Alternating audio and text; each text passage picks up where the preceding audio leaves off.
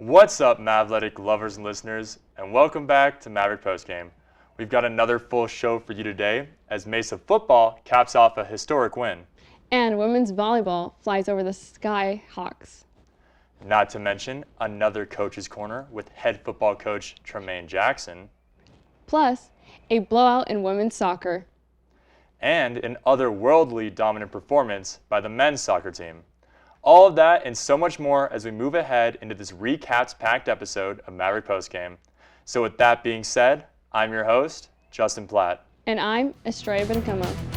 Let's get into all the game-breaking stats, off-the-wall wins, heartbreaking losses, and in-depth analysis of our CMU athletics. Roll it!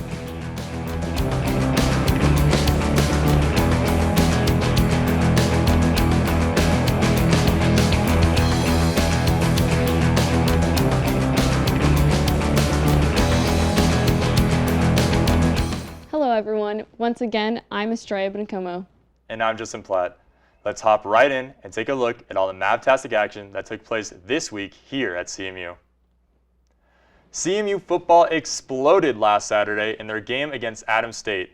Coming off of their first loss of the season, fans were eager to see how Tremaine Jackson's team would respond. Well, fans got an answer rather quickly as Mesa scored only 4 plays into their first drive off of a Derek Holmes 28-yard touchdown run. Holmes, who is typically a receiver, was filling in for some injuries at running back and had himself a day. Following Holmes' first score of the night, Mesa would recover a punt that went over the head of the Adams State punter at their 1-yard line. Following the mishandled punt, QB Karst Hunter would hand the ball off to fullback, who was actually the linebacker, Siasi Fanu, who would plow through for the 1-yard touchdown. Adams State would answer with a touchdown of their own following Mesa's second score in the first 4 minutes of the game. Derek Holmes would then strike again, scoring another touchdown off of a 34-yard run late in the first quarter. Then Mesa would score again in the second quarter to a Dagan Ranks 24-yard touchdown strike from QB Karst Hunter. Then, after going up by 35 in the first half, Mesa would come out in the third quarter and pick up right where they left off. Derek Holmes would score again, this time off of a 42-yard catch-and-run TD pass from QB Karst Hunter. Holmes would finish the game with 12 carries for 79 yards and 2 touchdowns, as well as 4 catches for 86 yards and another touchdown as well.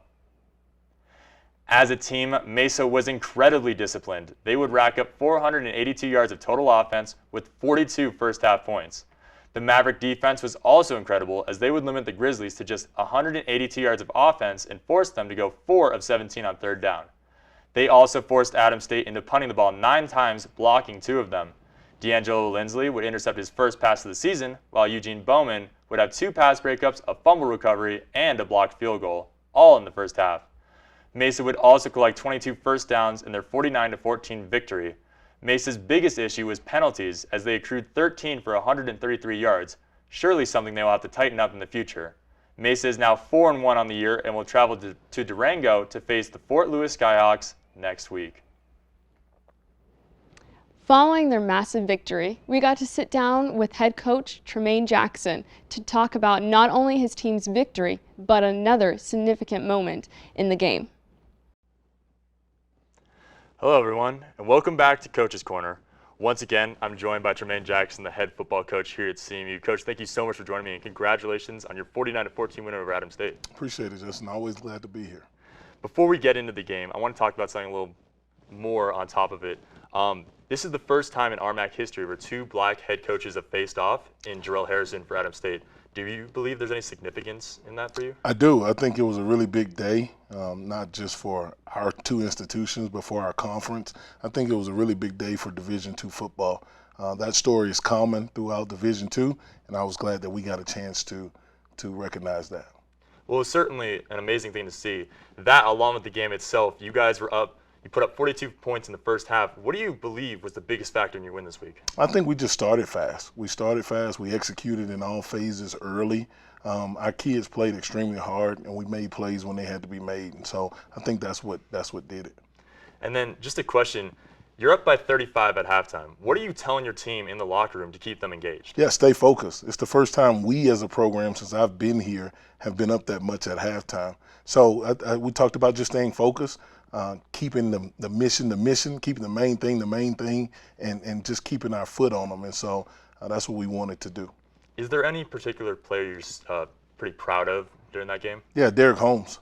For a guy that played receiver for us, he's been a receiver pretty much his whole career besides high school, to step in the running back role due to some injuries and have a big night. Very proud of him. Very proud of the offensive line. We had to make up some injuries there, and so just a great night for our offense in general. And then looking forward this week now, you're playing against Fort Lewis. What do you guys have to do to make sure you come out victorious? We have to be us, and that's what we have to do every week. That's what we tell them every week. We have to be us. We have to play well on offense, on defense, and in special teams we can't beat ourselves. And so if we play 60 minutes of dog football, and the Mesa Mavericks will come out on top. Well, best of luck to you this weekend in Fort Lewis. Be sure to go see them in Durango at 12 o'clock playing against the Fort Lewis Skyhawks. Women's volleyball swept past Western Colorado, winning all 3 sets last week. Outside hitter Sierra Hunt and Holly Smith each put down 14 kills as setter Sierra Vandalist doled out 40 assists to lead the Colorado Mesa University Mavericks, who had at a 40% clip as a team. The 25-23, 25-15, and 25-20 victory was a 3rd straight for the Mavericks, who improved to 11-4 overall and to 6-2 in the Rocky Mountain Athletics Conference. The Mountaineers were held to 14% hitting clip and fell to 9-7 overall and to 4-4 in the loop. The Mavericks have now won 16 straight and 28 of the last 29 matches over the Mountaineers, dating back to 2006. Their Saturday night team hitting percentage was their highest in more than 2 years since CMU hit 40% clip in September of 2019. 3-0 sweep to New Mexico Highlands, and the Mavericks put down 51 kills and were guilty of just hitting 10 errors. Throughout the match, they also finished with an 8-5 advantage in blocks and dug up 58 Mountaineers attacks. With Saturday's win, the Mavericks went 3-1. The road matches over the last 2 weeks, they will return home next weekend, hosting Black Hills State and South Dakota Mines on Friday at 7 and Saturday at 4 o'clock, respectively. The women's soccer team would absolutely crush Regis in a 4-1 victory last week. Those 4 goals would all come off of the foot of Lila Deer, which would send her into the CMU record books. Deer's first goal came just under the 10-minute mark as Lexi Newton took over a pass along the sideline, taking it towards the goal and shoving a pass into the middle with enough pace to cause a deflection. On the recovery, Newton tapped it over to Deer, who had an open lane and took a strike off the left foot with enough height to get past the keeper's glove. Just 8 minutes later, Deer would push the lead to 2 thanks to quick movement up the field by Michaela Ecker and Sophia Beams. Beams controlled the ball down the far sideline, cutting and chipping it towards Deer, who slid in and got just enough of her cleat behind it to send it into the twine. Regis would cut the lead in half just before the break on a deceptive free kick opportunity. Keegan Storley was the lone Rangers to score a goal, and Audrey Teague would help on the assist. In the 53rd minute, Deer was secured the hat trick with Carly Dare and Beams in on to help. As if the hat trick wasn't enough, Deer would add another goal towards etching her name into the record book. A free kick by the Rangers only made it to midfield before the Mavericks took it over and sent it back into scoring position. Odessa Carrero met up with Deer just outside the box, handing it off between the 2 defenders to set up the 4th goal.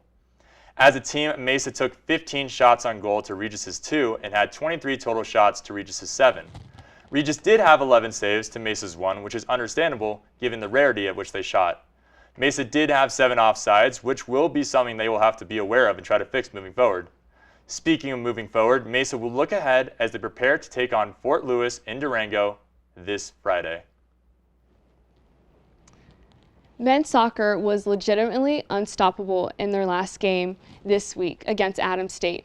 The men's soccer team shut out Adams State in the score of 9-0. That's right, 9-0. The first 2 goals of the game came off of the legs of David Peters and Janik Lang. The next 7 goals would come in the second half, starting off with Fernando Morales and then Ross Elliott, followed by Josiah Henderson, followed by Leo Morales, who was then followed by Tristan Whittick, which was then followed by a goal from Berkeley Fuller, which was then finally clapped by, once again, Ross Elliott. As a team, Mesa was outstanding, taking 36 shots compared to ASU's 4 and having 19 of them be on goal. Mesa had 2 saves off of Adams State, only 2 shots on goal, and only committed 6 fouls. As I previously stated, the leading scorer for the Mavs this game was redshirt junior forward Ross Elliott. The Mavericks will look to continue their dominance next week at home against Westminster. Now that we have recapped some of the games, it's time to announce our Maverick of the Week. Our Maverick of the Week this week goes to Dagan Ranks, the tight end of CMU football. Dagan lost his father earlier in the week and would end up scoring a 24-yard touchdown on Saturday. Ranks was embraced by his teammates and coaches following the score. Ranks would finish the game with 4 catches for 81 yards and that score. Ranks' performance would play a massive role in Mesa's 49-14 victory over Adams State.